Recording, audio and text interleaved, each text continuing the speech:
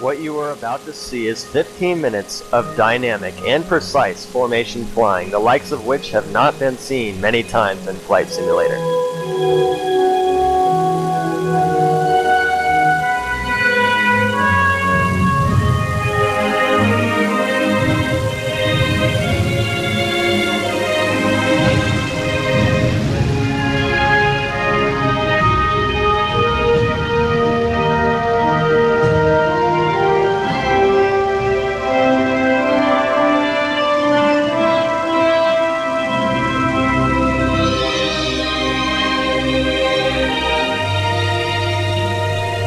Leading out formation today is a beautifully restored P-51D Mustang painted in the colors of the 79th Fighter Squadron of the 20th Fighter Group.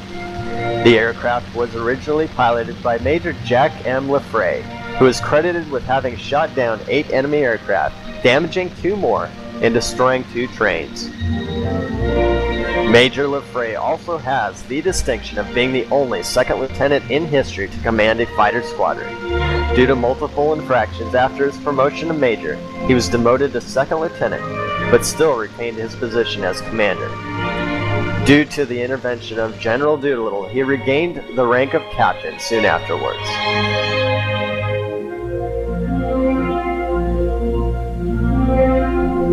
If you ever get the chance to see this aircraft up close, there are 6 very distinct mission markings that appear on the left cowling.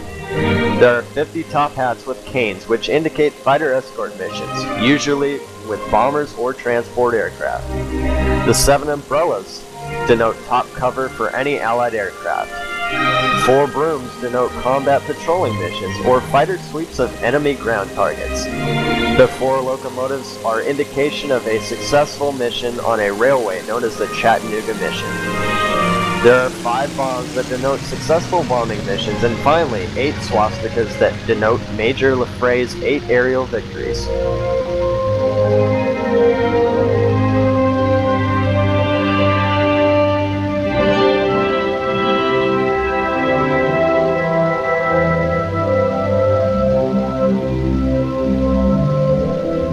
On the right wing is a beautiful Yak 3M. The M designation actually indicates that this aircraft is a new build aircraft. With the fall of the Iron Curtain, there was the surprise discovery of the original jigs in the Yakolev factory. With these jigs, new production of the aircraft was possible, and in 1991, several of these true replicas were produced and sold into the warbird market.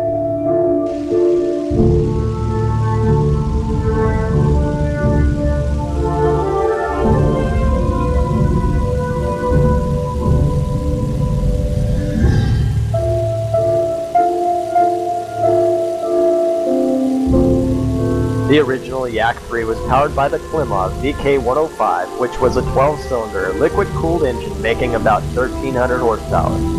The engines, however, are no longer available. Most 3Ms are powered by the Allison V1710 engine. The Yak 3 was one of the lightest aircraft of World War II. Coupled with its powerful engine, the Yak 3 became a highly successful dogfighter. The German losses were quite significant against it. One mission in July of 1944 pitted 8 Yaks against 60 Luftwaffe aircraft. At the end of the fight, the Germans lost 3 Ju-87s and 4 Bf-109Gs with no losses to the Yaks.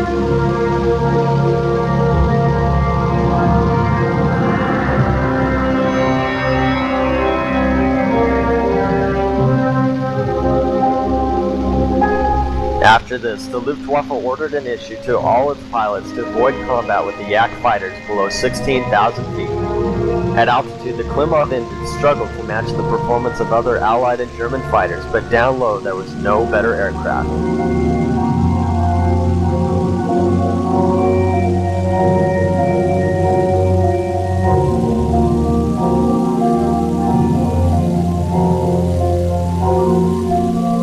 The most famous group to fly the Yak were the Normandy Niemen Squadron, who were a French volunteer group who fought alongside Russians on the Eastern Front.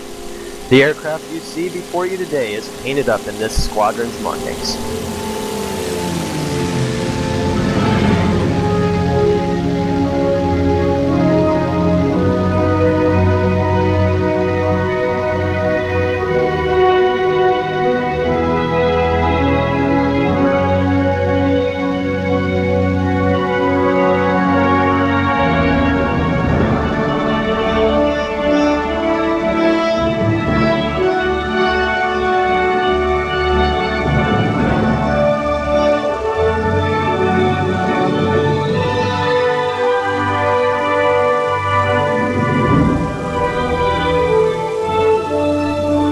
On the left wing is a Fluke Works FW-190. This aircraft, like the Yak, is a new build from the original plans of Focke-Wulf.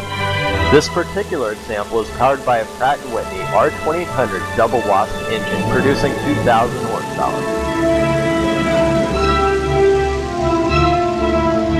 The FW-190 has a very interesting history in the fact that it was designed to replace the aging fleet of Bf-109 fighters that had been in service since the late 1930s.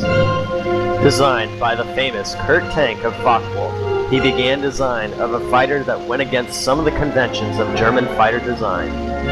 During the design phase, many designs were incorporated that used an inline liquid-cooled engine, which were believed to be superior due to their low frontal area. Kurt Tank decided, however, to use an air-cooled radial engine, as it would not interfere with the production of inline engines being employed by the Bf-109.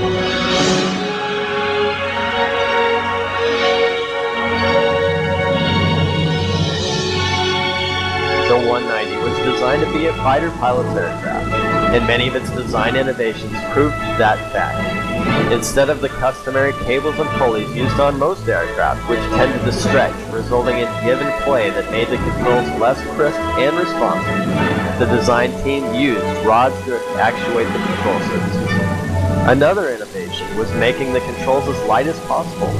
The maximum resistance of the ailerons was limited to 8 pounds, as the average man's wrist could not exert a greater force.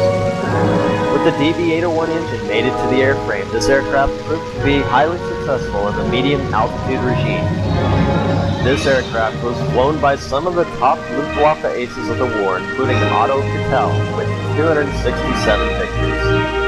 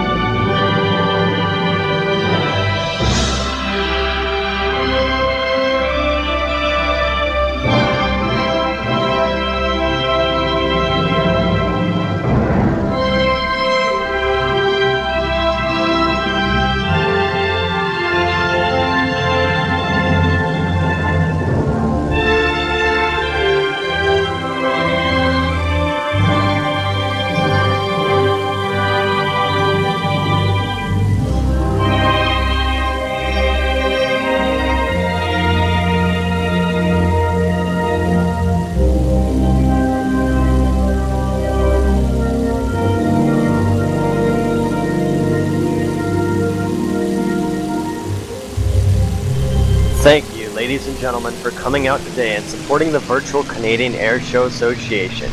If you would like to know more about the Aero Legends Virtual Aviation Museum, please stop by TeamSpeak, and we would be happy to answer any questions or comments you might have about the show. Look for us in May to perform at the Diamondbacks Invitational Air Show. Thank you, ladies and gentlemen, and please stick around for the rest of today's air show.